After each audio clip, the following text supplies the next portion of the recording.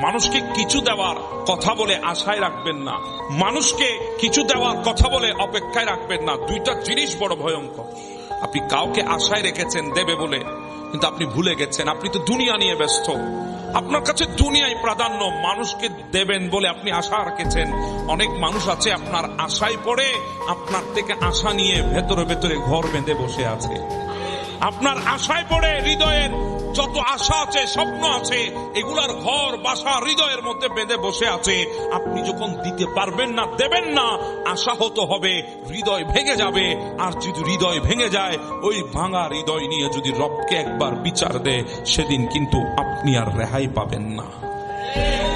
কাউকে দেবার নামে আপনি অপেক্ষায় রাখবেন না, দিবেন বলে কাউকে অপেক্ষায় রাখবেন না। কারণ অপেক্ষার প্রহর বড় কঠিন।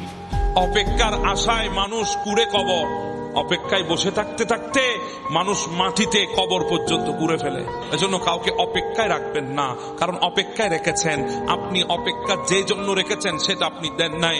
মানুষটার হৃদয় ভেঙেছে, যখন হৃদয় ভেঙে গেছে, ওই মানুষটা যখন রবের দরবারে আপনার বিরুদ্ধে যখন একবার বিচার দেবে, আপনি জিন্দেগিতে কোনোদিন শান্তি আশা করতে পারবেন না।